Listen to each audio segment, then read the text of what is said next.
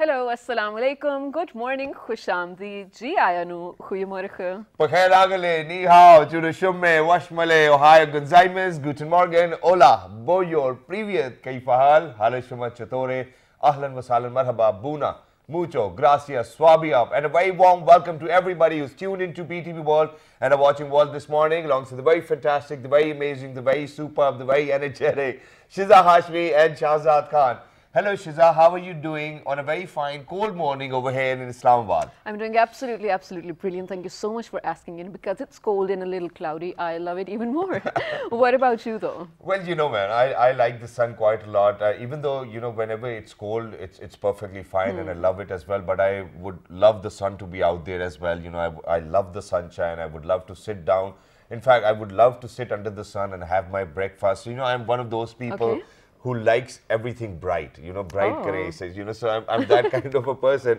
But I think that there's a problem, and I believe that it's a universal problem in every household, because, you know, now in winters, I'm very careful about, you know, wearing sleepers, you know, whenever I get off my bed as well. And the universal problem is that no matter what happens, no matter how many pairs of sleepers you're going to buy, in the morning, you're not going to get one pair of slippers right next to your bed, no matter what happens. So you'll probably have to wear a shoe or probably something else just in the morning when you've woken up as well. And I believe that it's a problem. Okay, so I cannot relate to that because I always have, like, of course, my slippers right next to where I'm going to live in a joint family system. That's what the problem is. I have my nephew, I have my nieces, I have everybody at my place as well. And whoever finds my chappal, they just take it away. They're taking their mamu for granted. It reminds me of when I used to live with my siblings, mashallah, 5 of us. Yes, it used to happen back then. I absolutely can relate right now. But other than that, Shahzad, I feel a little extra too good today. I'll tell you why. Because although we do live among hills over here in Islamabad, it is the most beautiful city in the world, and we've seen quite some cities in the world. Okay, I think I'm going to stop you over here because, you know, I think this will be too early that we will be giving away the topic today. No, I was going to talk about the plan, actually. Okay, you're going to talk about the plan? Go ahead. So we, actually a group of friends here, finally made a foolproof plan that we are going to go to the mountains for so many reasons. Number one, because we need to witness the most beautiful weather, you know, we can have in the mountains, that is snowfall. It is happening right now in the north of Pakistan. And then, you know, Shahzad, even though, for me, actually, I'm going to speak for me only right now. Regardless of the fact that I do live among hills, any moment or any chance that I would get to go to the mountains, I would. It's so cathartic, if that's the right word. Well, I'm not sure about it, but yes, if you're saying it, it might be right as well. Like for some people, it's beaches, for some it's mountains, whatnot. I'm the mountains person. I think I'm the kind of a person who would love to be at a beach rather than at a mountain, because mountains after, you know, in the evening, I think that they look a little depressing to me because there's no light around, and I'm one of those people who actually wants. I want to have light in my life as well, you know, everything bright and clear and out there as well. So in daytime, I will actually enjoy the mountains, but towards the night, I feel like going back home. I'm like, okay, I cannot take it anymore. But we will come back to this. I just have a simple question for you, and that is, because this has happened to me quite a lot of times, that, you know, somebody will ask for a favor, and, you know, I'll be in a hurry and I won't be able to do it. And I'll be like, yeah, kya hai, you know, this wasn't the time to ask for a favor. And I'll be like, okay, you know, let me just focus on myself right now. Have you ever come across a similar situation? Of course. I mean, we're only humans, right? Yeah. So, all right. So, can I tell the story? Yeah, sure. So, this happened earlier. First of all, I think what I need to tell all of those viewers who are out there, ladies and gentlemen, so I'm wearing a shalwar kameez, but I have to fold up my sleeves. Now, here's the story. All right. So, with Shahzad, I know he's really formal in his dressing and everything, which is a good thing, right? So, early in the morning, I'm at my home getting ready, doing my makeup, and it's a rush because I'm also preparing a lot of things happening, right? It's okay. And then Shahzad messages me, hey, can I borrow some cufflinks? I'll return them after the show. And I have 5 to 10 minutes left to get to office, and I'm like, do I find cufflinks right now or do I get ready? So, well, I chose to get ready. I'm sorry, Shahzad. No, you don't have to be. It's perfectly all right, because early in the morning when I got down, you know, and I was like, you know, Mom, can I get some cufflinks? And she was like, you know, I gave them all to you. And yes, I remember that, you know, I've lost them somewhere, and I couldn't tell Mom that, you know, I've lost them. So I said, oh, you know, they must be in one of the cars. And so I just escaped from there. And then she was like, I know that you've lost them all. So, you know, on your way back, it's better that you get them as well. But, you know, this is a part of life, you know, it keeps on happening as well. And now coming back to where we were talking about mountains, ladies and gentlemen, today on the 11th of December, it's a very important day. And it is because of the fact that it happens to be the International Mountains Day today. Yes. Now, why are we supposed to celebrate Mountains Day? I think the theme will let you know, because the theme this year around is mountains biodiversity. You know, for all of us, when initially we got to know that, okay, this is going to be International Mountains Day, so we wanted to have trekkers and mountaineers on the show as well. And then, you know, then we found out that, you know, that this is what the theme is. So we were lucky enough to get our hands onto an environmentalist over here as well. Ladies and gentlemen, speaking about biodiversity, I think I would want everybody to listen to it very carefully, because this was a very new topic for me. And when I started to research about it, it was very interesting as well. And it is very valuable, the research. Ladies and gentlemen, when we speak about biodiversity, we really need to keep in mind that, you know, that there are a lot of people, in fact, half of the population of the globe actually depends on, you know, the energy fruits and energies and everything from the mountains as well. True. Now, when we speak about mountains, Pakistan is home to wonderful peaks and, you know, mountains and whatnot as well. But we really need to keep in mind that, you know, since a lot of people have been coming down to towns and cities, so the culture and the ecosystem of the mountains is not going to be in that flow as well. So the very topography of the mountain actually helps us grow a lot of valuable crops. Even the, you know, for all of that livestock which we have within the mountains, they are very resilient against all of the diseases, which can actually help us. Not just that, one more thing, and that is that when the livestock is actually going to go grazing over the mountains, the soil fertility increases. Absolutely, it does. Thank you so much for explaining it so better. But you know, it also makes sense for us to celebrate this, because like you mentioned, Pakistan is actually home to some beautiful, beautiful peaks. We'll get to that. But speaking in terms of biodiversity, do you know that 30% of the entire Earth's biodiversity does exist in the mountains? Because they cover 27% of the land on Earth, right? So that makes sense as well. But speaking of Pakistan specifically, we all know it's home to K2, Mount Gordon Austin, which happens to be the second highest mountain. But also, so there are 13 total peaks in the world which are above 8,000 meters. And Pakistan has 5 of them, amazing again. And then around 100 peaks which are above 7,000 meters, which is again brilliant. But you know, Shahzad, I am actually always amazed watching documentaries of Markhor or, you know, mountain goats and whatnot doing some amazing things, because they're so intriguing for us. So, well, Pakistan is again home to ibex, yes, different kind of mountain goats. Well, there is also a Marco Polo sheep, sorry, I forget about it. There's a leopard, there's snow leopard, brown bears, Asiatic black bears even. Well, so many things. It's just so beautiful. We do have a report to show these things. Yes, we do have a report to share. And very quickly, before we share the report, ladies and gentlemen, let me tell you, you know, since Shiz has actually mentioned all of that kind of livestock. In fact, this is not livestock, but this is more of all of those fauna over there. All of those animals which were bred over there, and you know, they were born according to the very climate of the mountains as well, and that's the climate where they live in as well. Now, speaking of that, you know, there was this research which I was reading, and it said that, you know, there was this rainforest, you know, in Australia probably, or somewhere around that place, where, you know, the fox actually went out of the ecosystem. You know, they weren't around as well, and the entire ecosystem was disturbed just because the fox wasn't present within that rainforest. So they had to bring in a lot of other foxes so that the ecosystem will run again. And it took them a year or two so that the ecosystem can come back in its flow. So imagine each and every individual, each and every animal, each and every crop is playing its own role within the entire ecosystem. We have a small report to share on this topic. Go ahead, take a listen. And when you guys will come back, we have a lot of people over here who are going to share their amazing stories of how they have not the altitude, but the attitude, which is more than 8,000 meters as well. Let's go. Let's take a look. Mountains are the home to 15% of the world's population and host about half of the world's biodiversity hotspots. They provide fresh water for everyday life to half of humanity. Their conservation is a key factor for sustainable development. Unfortunately, mountains are under threat from climate change and overexploitation. As global climate continues to warm, mountain people, some of the world's poorest, face even greater struggle to survive. The rising temperatures also mean that mountains' glaciers are melting unprecedented rates, affecting freshwater supplies downstream of millions of the people. This problem affects us all. We must reduce our carbon footprints and take care of these natural treasures. The increasing attention to the importance of mountains led the UN to declare International Year of Mountain. Mountain biodiversity is the theme of this year's International Day of Mountains, so let's celebrate the richest biodiversity as well as address the threats they face. The sustainable management of mountains biodiversity has been increasingly recognized as a global priority.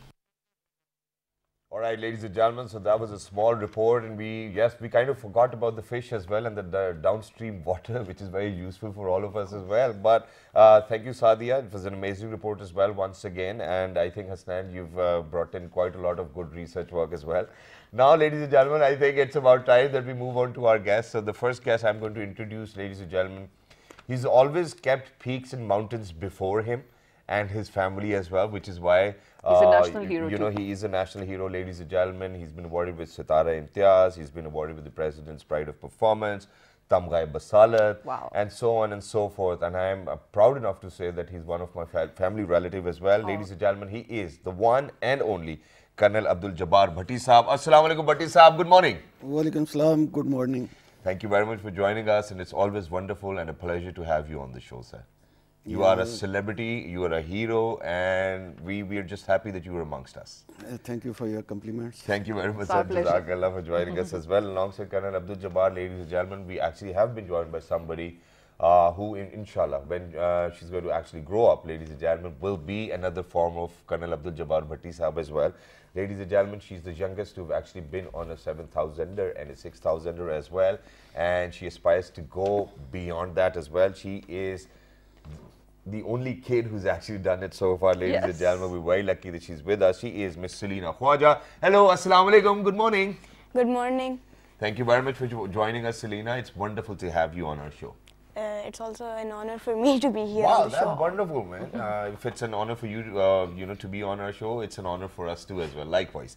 Alongside Miss Selina, ladies and gentlemen, we're very lucky that we've actually been joined by somebody who happens to be an environmentalist, always well-dressed, always on the point as well, and he makes sure that everybody is going to get his point as well. Ladies and gentlemen, he is Mr. Munir Ahmed. Hello, sir. Assalamu alaikum. How are you? Walaikum salam. Thank you so much. Thank you very much, sir. And it's wonderful to be here again. And it's always wonderful. It's likewise as well. And I really like, you know, how red your cheeks are always. You know, lalli thode jehde gallan te pei na mashallah ke gall sir. Khubsurat. Last but not the least, ladies and gentlemen, he himself happens to be a mountaineer and father of Selina Khwaja as well. Ladies and gentlemen, he is Mr. Yusuf Khwaja. Hello, sir. Assalamu alaikum. Good morning. Walaikum salam. Good morning. Nice to be here. Thank you very much for joining us, sir. It's wonderful to have you. Thank you. All right, so I think it's only fair that we do begin the conversation with the theme for this year, because we all need to be aware of that, mountain biodiversity. So moving on to our very favorite environmentalist over here, Mr. Munir Ahmed, what do you think about the theme, and where do you think Pakistan lies in terms of conservation of the biodiversity? Biodiversity is like three types of diversity of biological, living, you know, objects. First is that is flora, that like vegetation and the forest and the shrubs and the herbs that we have. And mountains are the hubs of the most precious herbs that are used in our medicines, and we have a very specific medicinal plants. And recently in the we had like research on it as well, and we are making products of them to export, and that would help. This is one kind of forest, you know, it's a wonderful place, and forests are not only the timber and trees, they are home to you know, several species. Yes, of course. And you know, thousands of species live in one ecosystem, and that depends, and that like having all the species in the ecosystem makes the ecosystem more healthy. And it helps grow other species, whether it's flora or fauna. And we, you know, the Himalayas, Hindu Kush, and our other mountains, they have a number of wildlife. Yeah, true. And we are blessed with the snow leopard, brown bear, and we have a lot of conservation efforts to do it. But unfortunately, we cannot stop deforestation in the highlands because they are far away from us, from the activists and local communities. You know, they are very poor and also very suppressed, and they cannot raise voices against the elites. Yes, exactly. Yeah. And it's brilliant that you have pointed this out as well and that you've highlighted this issue. But let me just ask you very quickly before I move on to Bhatti Sahab over here. He's a national hero. So what I wanted to know was that, you know, since you spoke about deforestation, now is it the causes, do you think that they are man-made, or do you think that it is just a natural depletion of the forest or deforestation? It's not natural depletion. Basically, this is man-made, and this is the lust basically, that we are destroying everything. And that is why, like, the snow line of our mountains are going upward. And at every certain level, there are ecosystems. Yeah. Like if the snow line shifts upwards, like the ecosystems, you know, also they destroyed. So we need to take care of these things, and biodiversity, like this year 2020, because of the pandemic, the experts say that they call it a super year for biodiversity. In every ecosystem worldwide, the biodiversity has flourished. Yes. Okay. Except Pakistan. In the Can pandemic you even? believe? Oh, Can you gosh. believe? Because there are, I can cite multiple examples where deforestation went on because the people were and the officials and the security guys were like hiding in their homes, and the mafia was out there. We will come back to this, and we will come back to this. And I mean, we don't definitely need to put more light capitalize on on everything as humans. Yeah. Exactly. No, we're not actually capitalizing, and you know, since it was yesterday Anti-Corruption Day as well, so I think that we really can relate the two as well. But very quickly, sir, we'll come back to that. I'll move on to Bhatti Sahab over here. So Bhatti Sahab, first of all, what will be your message for today? You know, since it happens to be International Mountain Day in the first place, and then let everybody know the kind of mountains and peaks Pakistan is home to. Yeah, there is no doubt that Pakistan hosts the most beautiful mountains in the world, and particularly, you know, the biggest 3 ranges are hosted by Pakistan: Himalayas, Karakorams, and the Hindu Kush. Yeah. They meet in Pakistan. Yes. And as already told by Munir Ahmed Sahib, the most of the biodiversity ingredients are in mountains, Yes. which are for human being.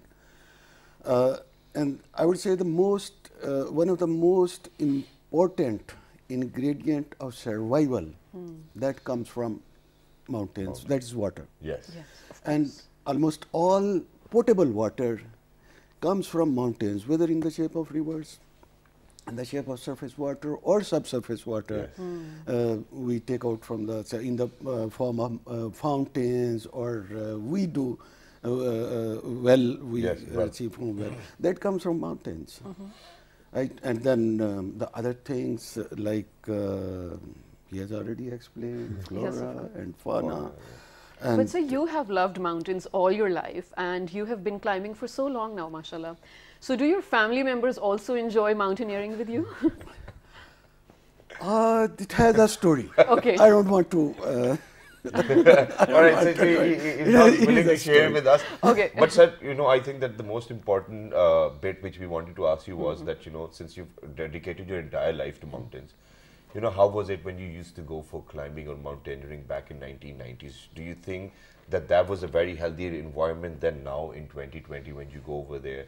You know, the kind of snow you see, the kind of animals you see over there, the kind of fruits you see over there. Do you think that there has been a drastic change?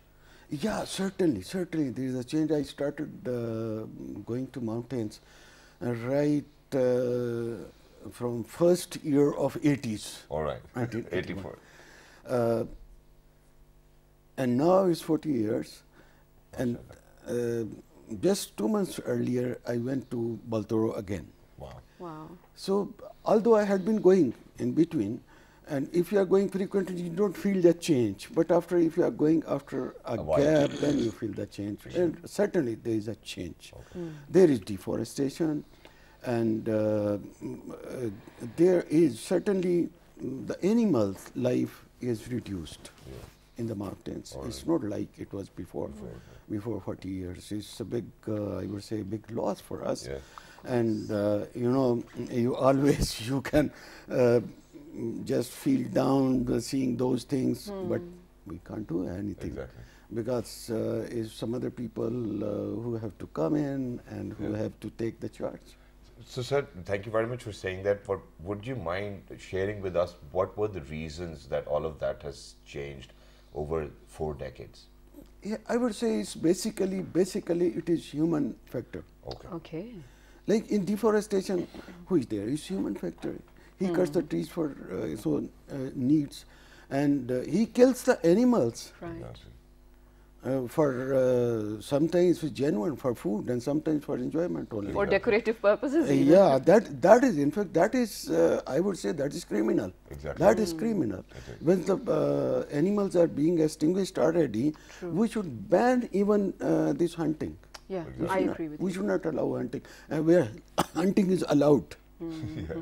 Trophy hunting, yes, of course. You know, the people come and they get, and 40 years, even 35 years back in 80s, when I used to go in the Baltoro region, you are just going, you are just after even near the villages, we are going on the track, and somebody will put us, oh, see the mark horse. And there's a herd of mark horse on the mountain. And now you cannot see even a single one. Oh. And that's unfortunate. And you know, Shahzad Bhatti Sahib is saying that this is man-made disasters. Actually, it is absolutely true. Because I was looking at some of the threats identified by, of course, experts that are, I mean, that cause the depletion of mountain ranges and whatnot. And climate change, global warming, logging for that matter, commercial mining, poaching, plastic pollution, bad farming practices. These are some of the reasons, and they're all human-made. But now moving on to our, I want to call her a child prodigy, Selena over here. But before Selena, I want to actually mention or give sort of a shout out to you, Selena's father as well, because behind every successful girl, Shahzad, there is definitely a very encouraging and an open-minded father. Indeed. And this is a true case of that. So thank you so much for being that father as well. But now, Selena, you have climbed two of, well, some of the highest mountains as the youngest person in the world. What age did you start, and how do you feel about it? I think I started at the age of 8, and I started training, and I feel great that I'm known worldwide and that I have the strength to climb all these tall mountains. Did you always think you want to climb mountains, even like when you were younger than 8? I mean, you're a kid right now, but did you always wish to do so? I don't think so, because we would just go for leisure trips then. Okay. But then when we realized that I was much stronger, so then we like kept going to higher peaks, and from there I started liking going to mountains. So how did you realize that you have a lot of strength and that you can go beyond 8,000 as well, because that's what you're planning to do now? Were you always beating people in hikes and whatnot? Actually, when we would go to Miranjani for leisure trips, we would just have fun, and my papa would like make me push myself a lot by leaving people behind, and it was kind of fun. And from there he started realizing that I had a lot of strength, and then I could go. Then we went to Kusar, and then we realized even more. That is good. But Selena, now that you are planning to do even higher mountains in the coming times, are you doing some sort of exercises to build your stamina or anything that's going to help you move faster? We have a gym. Okay. And there I do cardiovascular training and all that sort of stuff. And otherwise we have a peak in Aptabad region. It's the highest Miranjani top. I've summited that 154 times. That's also a training peak. Wow. So I think every morning you get up and you're like, okay, you know, I think I need to go and summit that as well, and then come back home, which is great. Amazing. Now what I'm going to ask you is a very tricky question, and you're not supposed to look at your father before you answer that. Now, because your father is a mountaineer now, and mashallah, you are a mountaineer as well. So obviously when he was going and you were younger, your mother might say, you know, pata nahi tumhare abbu kya karte rehte hain bete, mujhe to samajh nahi aati hai. So now when eventually he's taking you you know, with him, what does your mother say? Is she like, you know, tum baap beti dono ko pata nahi kya ho gaya, pahadi chadhte rehte ho? Is it something of that sort? She does sometimes think that he's crazy to take me to such heights. Yeah. But otherwise, she's okay with it. All right, well, that's wonderful. But right now, ladies and gentlemen, you know, we actually have a very small video. We want to share it with you, and it is full of surprises. So go ahead, take a look. I mean, you guys will come back. We'll actually move on to Yusuf Khwaja Saab as well. Let's see whether he gets permission from his wife before going for a summit or not. We'll ask him. Let's do it. At the top of Spentic Peak, making this world record by summiting Spentic Peak at age 10. This is the highest elevation at Spentic Peak, which is to be said 7,027 meters, but my altimeter showed 6. दुनिया की कम उम्र तरीन Pakistani कोपेमा Salina Khwaja 7,000. Share your experience, Selena, about this you know, video which we're sharing with people out there as well. You know, was it difficult to get onto the top? Actually, before that, let us know when the first time you were on the top and seeing everything. What did you feel? Was your mind blown away? Because mine is just looking at the video. It was a bit shocking that it's very pretty, and reaching up there was not as easy because actually our tent flew away somehow because of incompetence of our reporters. So I didn't have proper winter gear because it was really cold there. It was in, I don't know, -20 or something there. Oh God. So that's why it was a little more difficult. But when I reached the top, I was like, it's all worth it. Cute. Wow, that's wonderful. Wow. And you know, you always have to be really careful while you're doing such things as well, and you know, not having proper gear is something you really need to talk about with your father. So I think what we're going to do is we'll move on to Yusuf Saab over here. Sir, Assalamu alaikum ek dafa phir se. And you're doing a great job as a mountaineer and as a father as well, because you know that's what Shiza said, that behind every great daughter there's always a great father as well. So sir, please share your experiences as well, and then let us know why did you bring in Selena to do all of this as well? Well, actually, we would go together to Miranjani, and then I realized, because we always timed ourselves, like that round trip first in the beginning we did in 3.5 hours, and then I realized within 2 months we went down to 2 hours. All right. And then I realized that all people in their 20s, whether they are males or females, together we would leave behind. And then one day I told her that if you continue this training, then you have a lot of potential because of your younger age. And I do mountaineering because of her. All right. Like separately, same peak we do, and I'm nowhere, like my name is nowhere because I'm age of majority. Yeah. And for her it's world record. It is. And like it keeps me healthy as well, because this is very good training, it's very tough, and you can see Bhatti Saab, how fit he is in his 60s.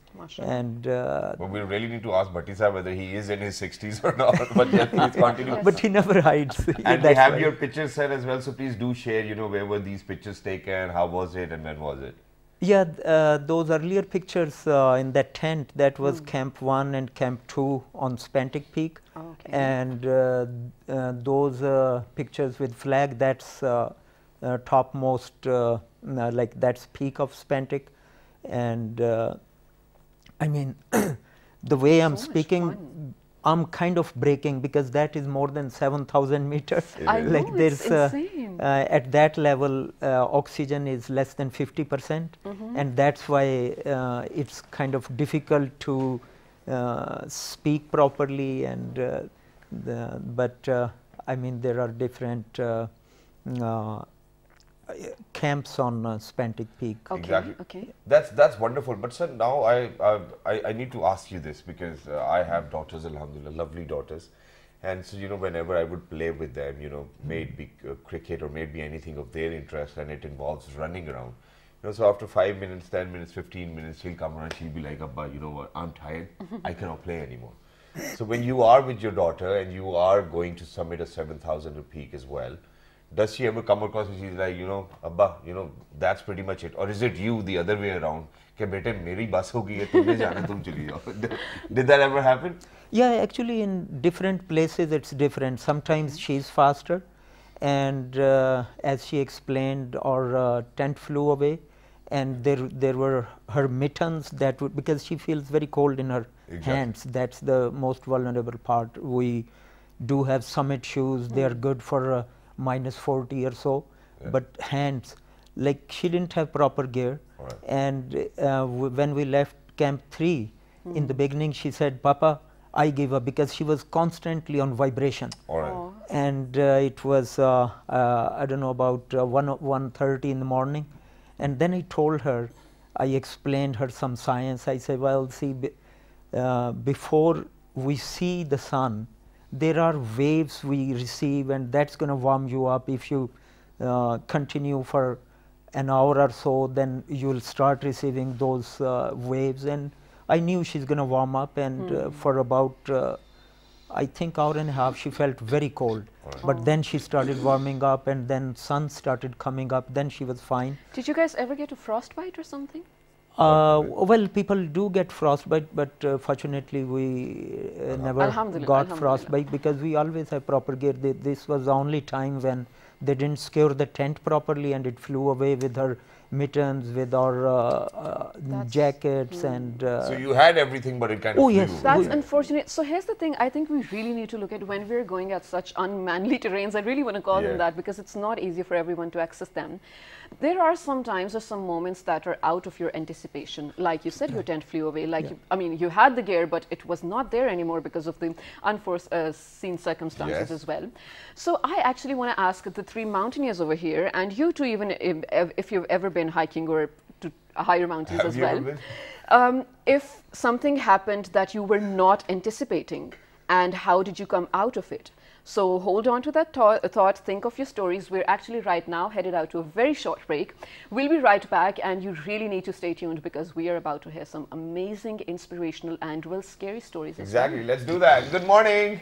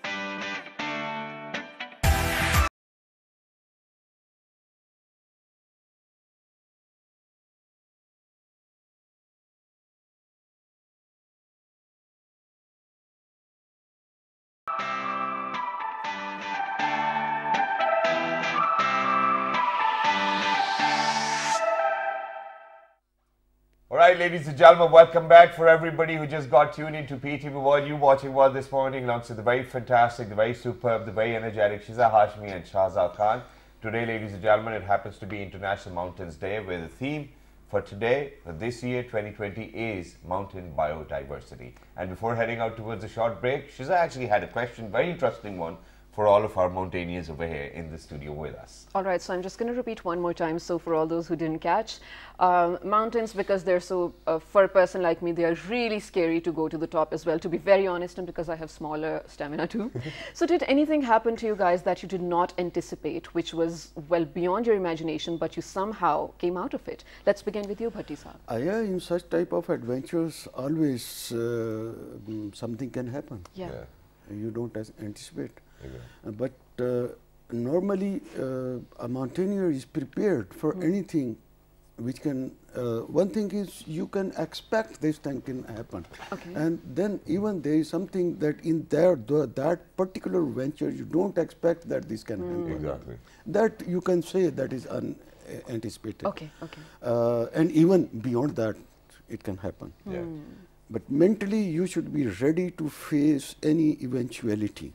Any type of eventuality.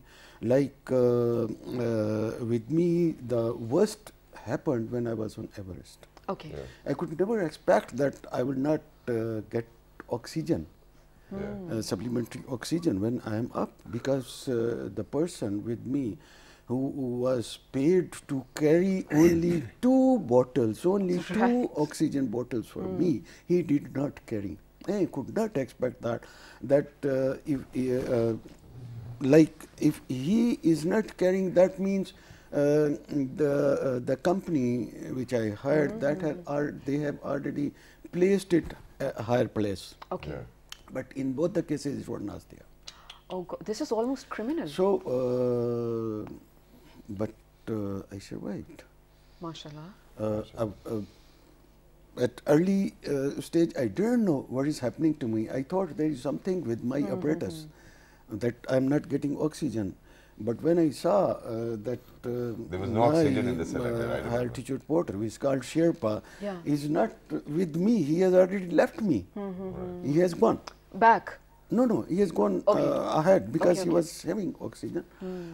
But still, I was not knowing I'm not having oxygen until I climbed and I started coming down, and he, because the gauge was on my behind, and he told me, he left me just because of that, because I was just finished with oxygen, and he left me.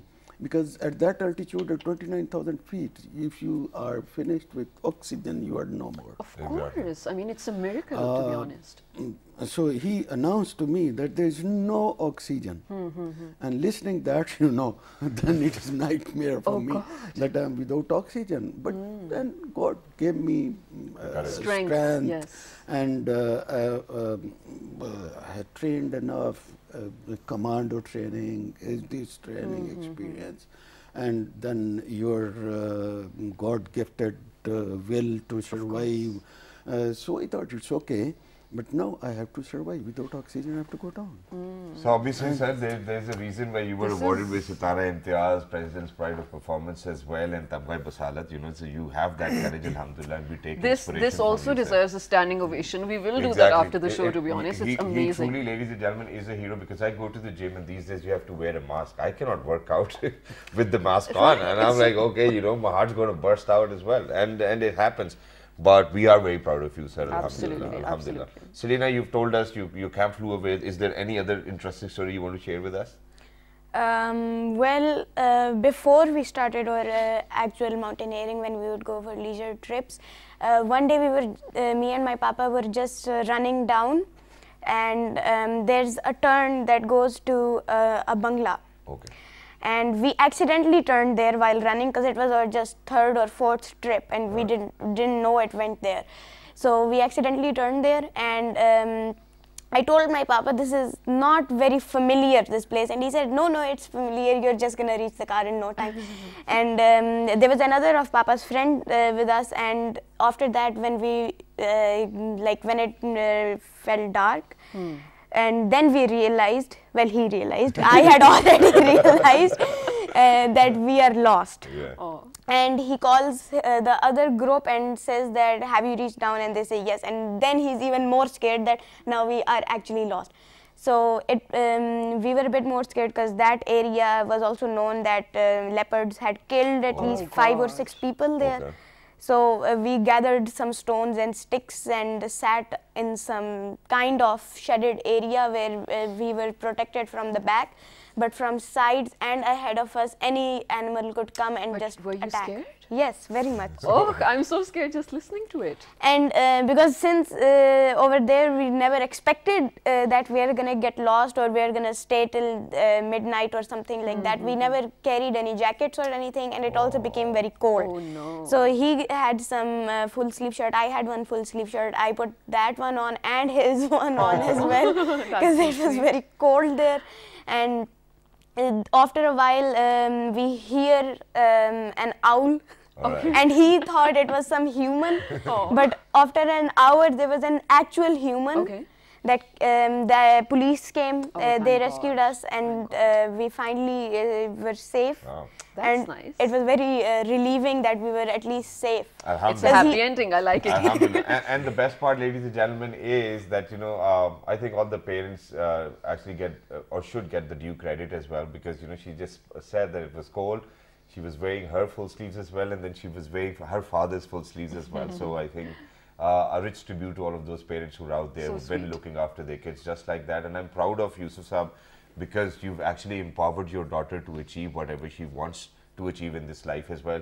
So do you want to share a different incident where probably she wasn't with you? Yeah, actually, little bit part of that, like it was so cold that she started vibrating. Okay. Right. And then I was in half sleeves. I put my shirt on her and then put her in my lap, Yeah. because otherwise it was close to zero. Temperature was close Oh, to dear zero. God. And as Bhatti Sahab said, there's different things we should expect. Unexpected things happen. Like once we were on a route that was 41 kilometer, and we were halfway through, then my shoes started coming off. All right.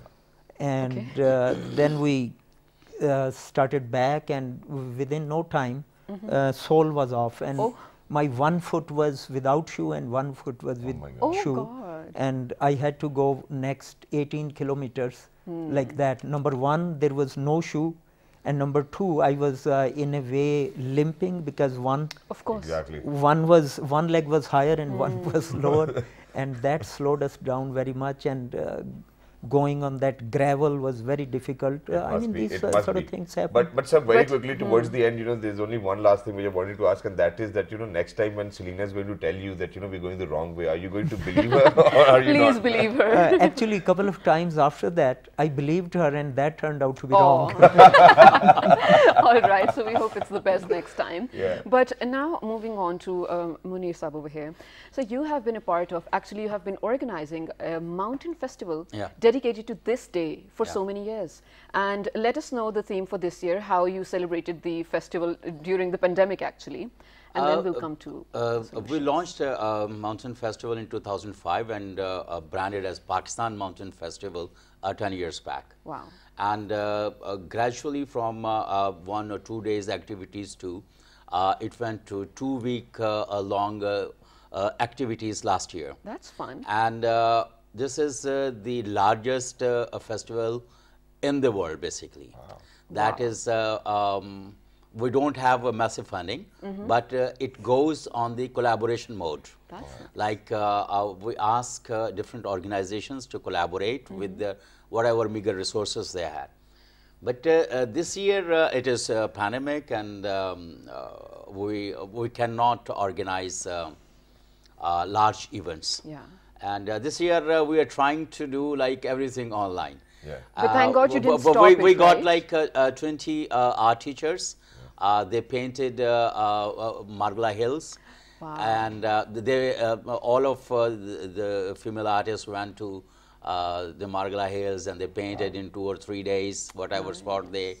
And now those paintings are with us, and we put them instead of in a gallery, we put it online. Yeah, and That's on Pakistan Mountain Festival page. All right. And we release the news as well, like these artists are participating in it. And then we are going to have a consultative meeting on how like government and non-governmental stakeholders can organize some sort of recommendations to conserve biodiversity of our mountains. So that people can come together and we can play our role in making sure that our audiences are more aware about biodiversity and how important it is for us to make sure, because it is a part of the Sustainable Development Goals number 15 as well, ladies and gentlemen. Definitely. But thank you very much, ladies and gentlemen, for joining us. It was wonderful to be in conversation with you. And today, ladies and gentlemen, believe me that, you know, before this, even I never knew that this is that how important mountains were for life and for us as well.